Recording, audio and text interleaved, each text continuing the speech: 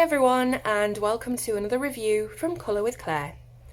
Today I've got the Dragon special of Colouring Heaven magazine to show you. It was just released today and it contains 40 intricate designs by dragonologist Dr. Ernest Drake. Now, I didn't know that dragonology even existed, but thinking about it, it makes sense. People seem to have an ology for pretty much everything, don't they? So why not dragons? Why not study dragons? And that is, I guess, what Dr. Ernest Drake did. Not a name I've heard of, I must say, but I'm really intrigued to find out more about him and more about dragonology in general. So let's crack on. So we open the book and we can learn a little bit about Dr. Ernest Drake, get to know him a bit better in this introduction paragraph. Said to originate from the library of eminent Victorian dragonologist Dr. Ernest Drake, best-selling Dragonology by Dugald Steer, the first book in Bonnier Books' Ology World series, imparts to readers the secrets of the ancient science of dragonology, bridging the gap between dragon legend and fact. The meticulous Dr. Drake assigned Latin names to various dragon species, and his dragons are brought to life by the exquisite artwork of Douglas Carroll. These colouring designs of the illustrations are a must for true believers. So do you believe in dragons? That's the question. So what I'm gleaning from that is that Dr. Ernest Drake, this Victorian dragonologist, there was a book written called Dragonology, and it had beautiful full colour illustrations and artworks of the dragons, which were done by Douglas Carroll, and those have been converted into line art for us to colour today. So there we go. Going to be looking into Dr. Ernest Drake more. I just find it really, really interesting. So you've got your colour combination chart as per usual. You know the drill with Colouring Heaven. We know how it goes. The format is pretty standard every month. And then we've got our first illustration. So this is the Marsupial Dragon from Southeast Australia.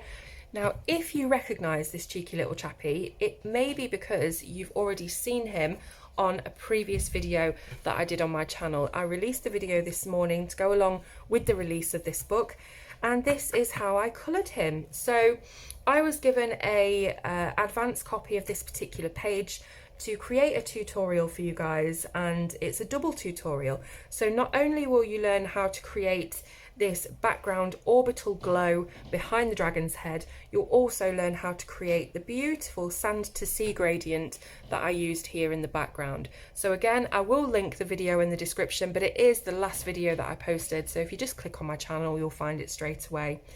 I really hope that you enjoy doing that with me.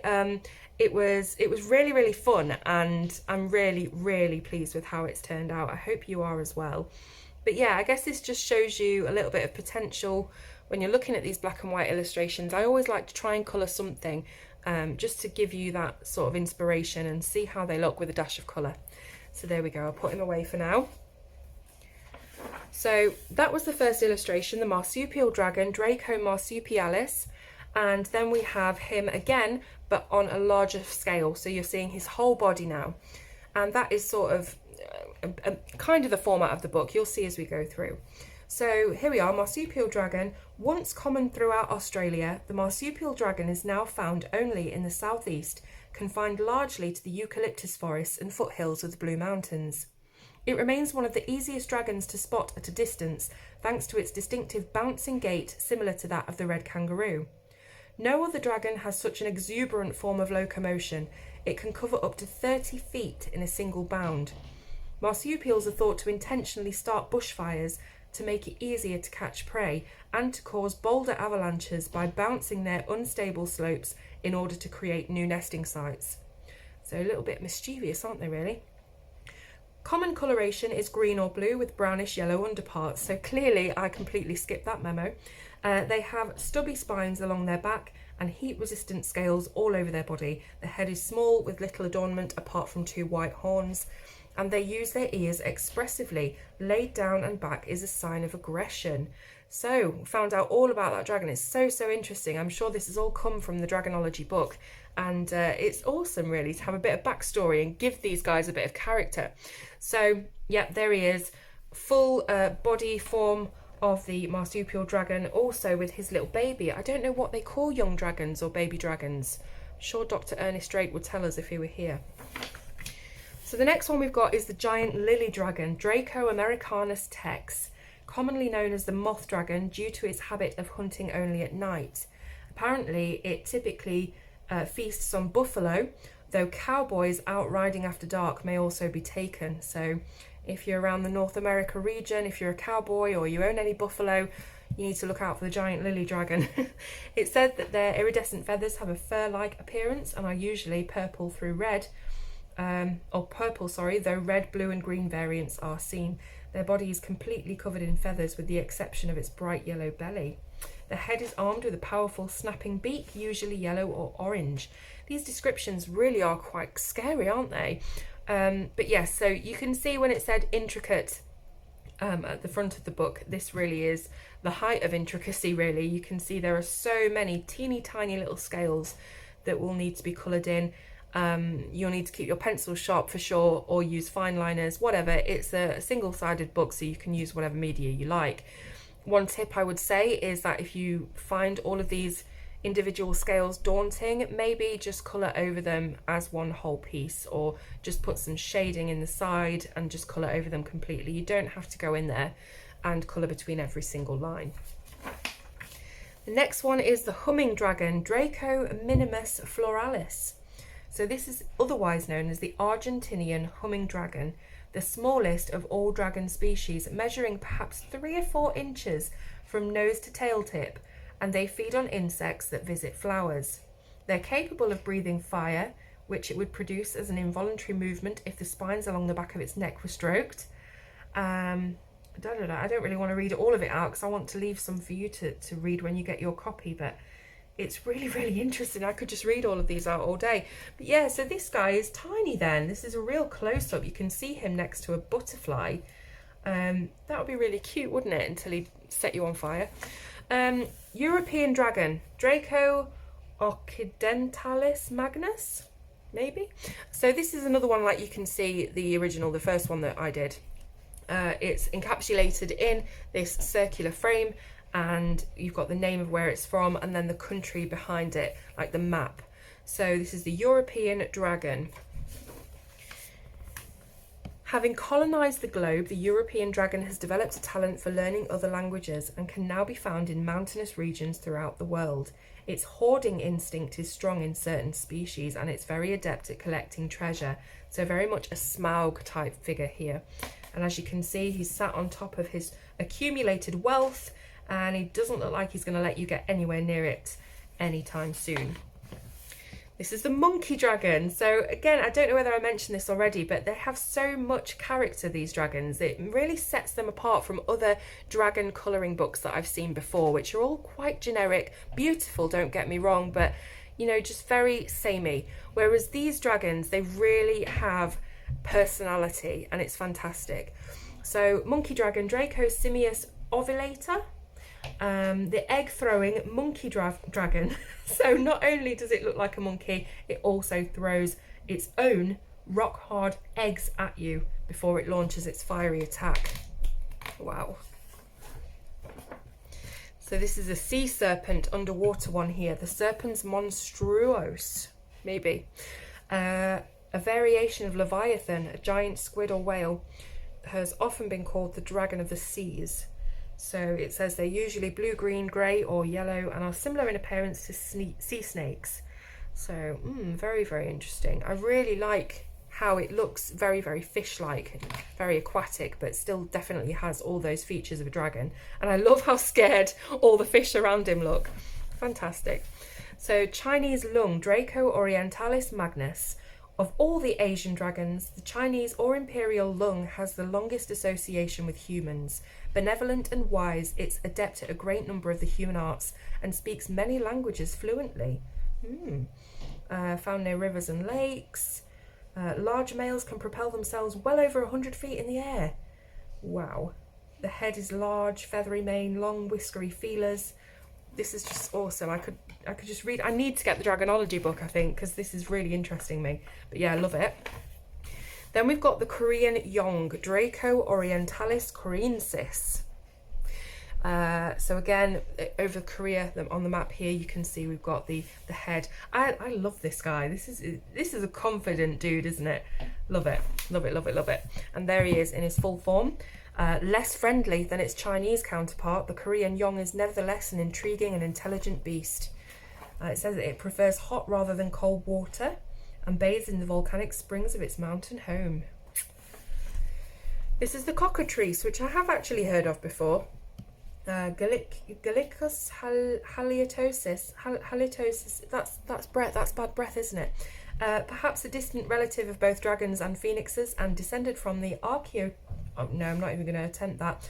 The cockatrice is possibly the most dangerous of the pseudo dragons, so the false dragons. It's got poisonous breath, so it was about the breath. Fantastic. So not only will it cremate you, it will also poison you at the same time. Draco stupidus.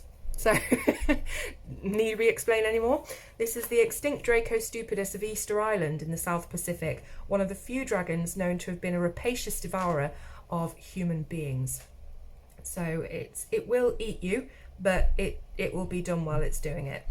So the islanders of Easter Island responded to this Draco stupidus killing all of its people by carving big heads from local stone, which the stupidus would then select as its prey, but unable to eat them, it quickly became extinct. Brilliant. This is the Tasmanian Dragon, Draco semifacia, or fascia. Affectionately known as Tassie, this species now faces possible extinction due to the fact that its main food, the Tasmanian emu, has been eradicated through hunting. It's a small, flightless, tree-dwelling marsupial and frequently waits in eucalyptus trees for prey to pass underneath.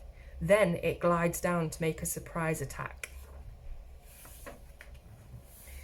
This is Lindwurm, the Central Asia dragon, and it's called Draco serpentalis. It says the Lindwurm is usually seen at a distance, hunting its favourite prey of wild Bactrian camels on the huge empty steppes of Central Asia. It's easily told apart from other species since it's the only dragon with 2 legs but no wings. That's the first time I've heard of a dragon with no wings. How interesting. So it really is very, very snake-like. This is the Tibetan dragon, Draco montana. The Tibetan dragon is a shy, reclusive beast of great wisdom and beauty. It thrives in high altitudes, where its main prey is the Himalayan yeti, a large ape that's adapted to the cold conditions and rarefied atmosphere of the Tibetan dragon's mountain home. So you can imagine how gigantic, or how powerful at least, this dragon would be to take down a yeti. Incognito, Draco americanus incognito. So I'm guessing there's going to be some sort of camouflage involved here. For many years, controversy has reigned over the very existence or non-existence of this particular species. Despite a number of supposed sightings in recent years, it remains a creature of mystery. So I don't really want to spoil any of this for you because it's just so interesting. But yeah, you can see there that he is hiding behind almost like an invisibility cloak. So this one's quite funny. He's called Naca, Draco Troglodytes, and he is a dragon from Europe. So again, we've got the European map in the background there. The Naca is unusual in that it chooses, despite its Latin name, to live in a hole, often in a damp location rather than a cave. So usually you would find dragons in caves, but this guy likes living in a hole. While some authorities claim the Naca is simply a junior form of a European dragon, this is almost certainly not the case. It is partial to rabbits, farm animals, fish, and even stray children. So not as nice and cute as he looks then. This is a dwarf dragon, Draco parvulus. What they lack in size, dwarf dragons make up for in character, being naturally mischievous in nature. Easily tamed, they will nevertheless bite all but their owner at the slightest provocation. They have a magpie-like tendency to steal small, shiny objects. This is the Wyvern, Draco Africanus. Since their great size makes the movement on the ground a clumsy affair, adult wyverns spend much of their time on the wing. They can remain airborne for days at a time, landing only to sleep in rocky crags or remote areas of sand dunes or grass. We have the Mexican Ampitheatre, Draco americanus mex. Really, really cool. Another fantastic dragon. The bird-like amphitheatre is found in Mexico and the jungles of Central and South America, often near ruins of ancient cities where they were once worshipped as gods. So you can see him here circling over this structure down there, and all of the inhabitants looking quite scared, as you would. The dodo dragon, Dodoformi bina. Members of this species were pseudo-dragons from Mauritius that always travelled in breeding pairs. Passing sailors stopping off at the island found them easy to catch by laying trails of sage stuffing, which the creatures found irresistible. The Indonesian Dragon, Draco Orientalis indonesiensis. Unusually for an Asian dragon, the Indonesian possesses a pair of wings. It lives along the coast of Indonesia at the boundary between the land and sea where the waves are the strongest. It lies in wait for fishermen at work, striking when the nets are full so it can steal the whole catch. I thought I was going to say it was going to steal the fishermen then. The Frost Dragon, the Draco Occidentalis Marissimus, I don't know, frozen north, so that's where it is. Exceedingly rare, this one. Frost dragons are unlikely to be encountered in the wild, given that their polar habitat is extremely inhospitable to humans and their numbers are dwindling. They are lovers of the cold and they spend their lives in winter darkness. The Sargasso Dragon, Dracocampus sargassicus, known only as fully aquatic dragons, so they're the only ones. They're thought to have died out in recent years, and they existed entirely on a diet of fish and seaweed. Rather than breathing fire, it could suck in seawater, superheat it, then jet it back out, killing and poaching its prey at the same time. Awesome. That's what you call efficiency, isn't it?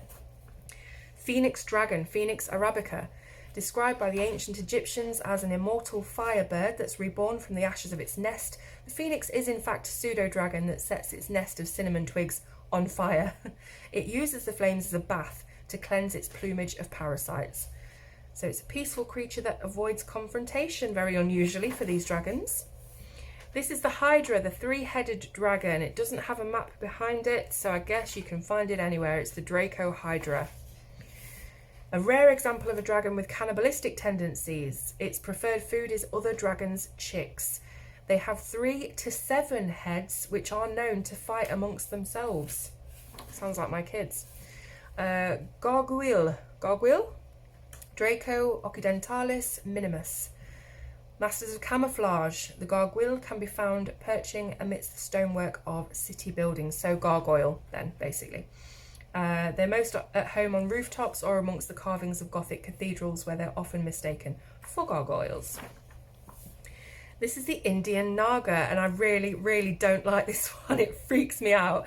And it says here it's called the Serpens facie humana, which, you know, it's got to mean human face, hasn't it? Because look, the splendid beast, which was once earnestly studied by dragonologists throughout its range in the Thar Desert, was now believed to have become extinct due entirely to the actions of humans. What does it say about the face? The Naga's disappearance is all the more poignant because although its lower body is snake, the face looks almost human. Oh no, it really creeps me out, this one.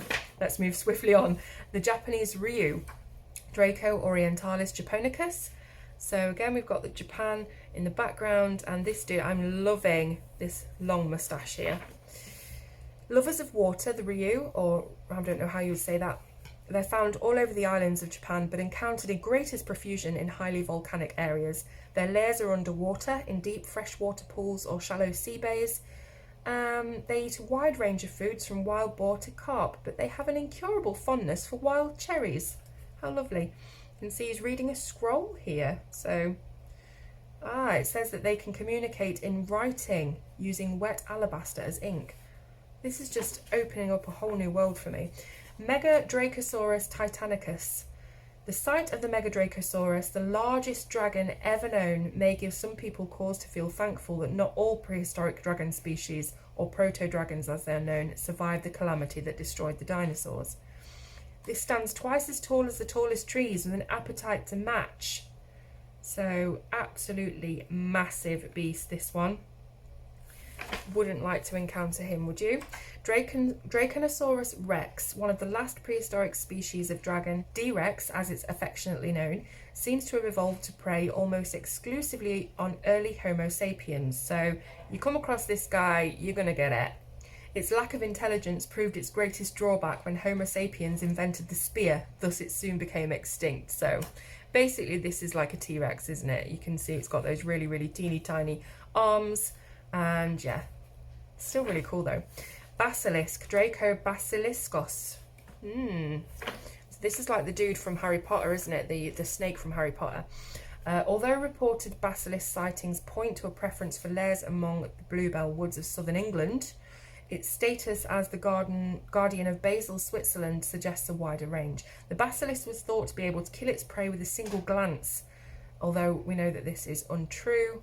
Its hypnotic stare can render victims powerless rather than kill them. So, oh no, that's the end. I was really, really getting into that. I have definitely got to get that Dragonology book. So yeah, how fantastic is this edition of Colour in Heaven? I mean, you know, some of them are hit and miss, but I really, really like this one, even though, as I said, dragons and colour and things like that often does scare me a little bit. But yeah, I really hope that you've been excited by this edition, as I have. All the links will be in the description as usual for you to grab yourself a copy. If you're in the UK, it'll be down at your local newsagent or supermarket. If you're further afield, the links in the description will send you to the correct website to have one delivered to you. So really hope you've enjoyed it. Please let me know in the comments what you think, and if you're into Dragonology, or if you are now like me, and I will see you very soon on Colour with Claire.